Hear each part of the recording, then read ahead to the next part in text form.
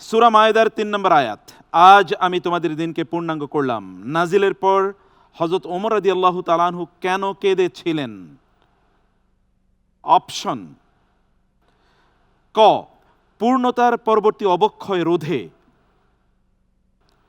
খ, রাসূলুল্লাহ সাল্লাল্লাহু আলাইহি ওয়াসাল্লামের বিদায়ের পূর্বাভাস পেয়ে।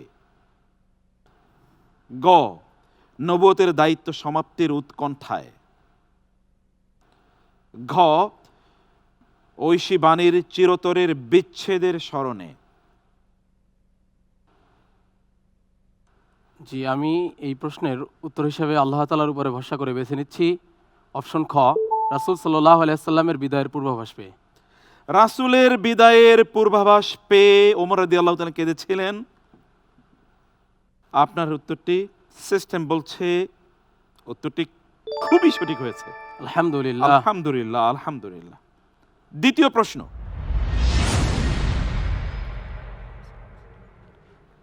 কোরআনে বাতিন মানে গোপন গুনাহ ছাড়তে বলা হয়েছে। মুফাসসিরদের মতে এখানে বাতিন বলতে প্রধানত কি বোঝানো হয়েছে? অপশনস: ক, লোকচক্ষুর অন্তরালের পাপাচার। খ, নফসের সূক্ষ্ম রোগসমূহ যেমন রিয়া ইত্যাদি। গ, সামাজিক গোপন অপরাধ। ঘ, মুনাফিকি ও মিথ্যাচার।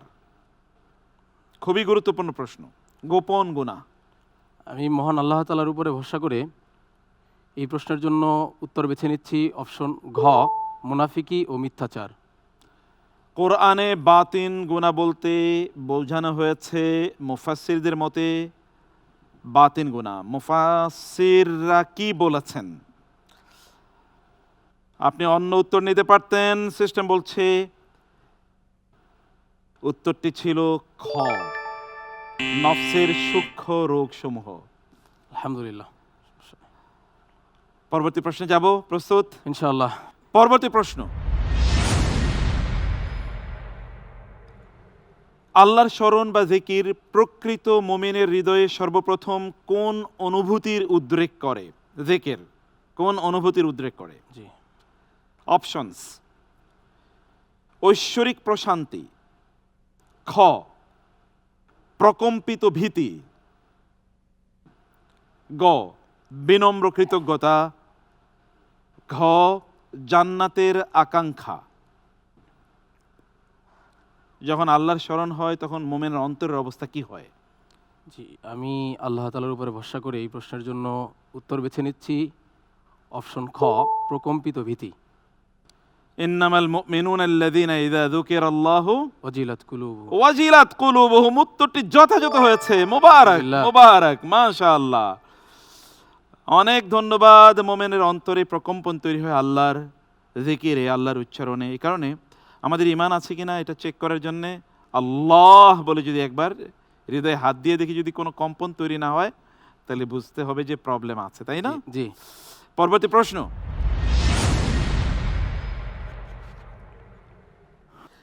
জান্নাতে মোমেনদের পারস্পরিক অভিনন্দনের ভাষা কি?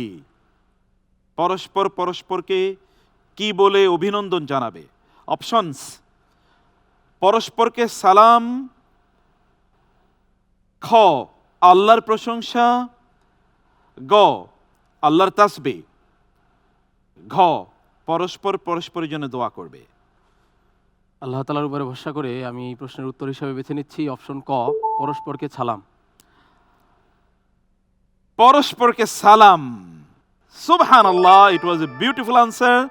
এগেইন আপনি কারেক্ট উত্তর দিয়েছেন, আহসান্ত। আলহামদুলিল্লাহ। আলহামদুলিল্লাহ। পরবর্তী প্রশ্ন, ইনশাআল্লাহ তাআলা।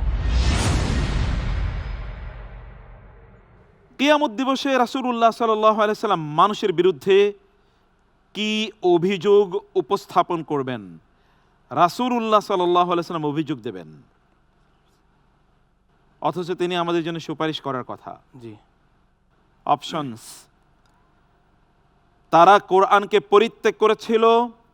খ, তারা শিরক করত। গ, তারা রাসূলের সুন্নাহকে বিকৃত করেছিল। ঘ, তারা শরিয়া মানেনি। নবীজি অভিযোগ করবেন। জি, আমি এই প্রশ্নের উত্তর হিসাবে মহান আল্লাহ তাআলার উপরে ভরসা করে বেছে নিচ্ছি অপশন ক, তারা কোরআনকে পরিত্যাগ করেছিল। وقال الرسول يا رب إن قوم اتخذوا هذا القرآن مهجورا. نعم. জি, Beautiful answer. Beautiful. Alhamdulillah. Absolutely right. MashaAllah. Mubarak. আলহামদুলিল্লাহ। Next question, inshallah.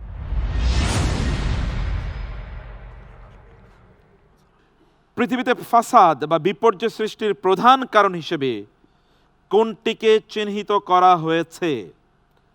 পৃথিবীতে ফাসাদ বা বিপর্যয় যে সৃষ্টি হচ্ছে তার প্রধান কারণ, অপশনস: ক, সম্পদের সুষম বন্টনের অভাব;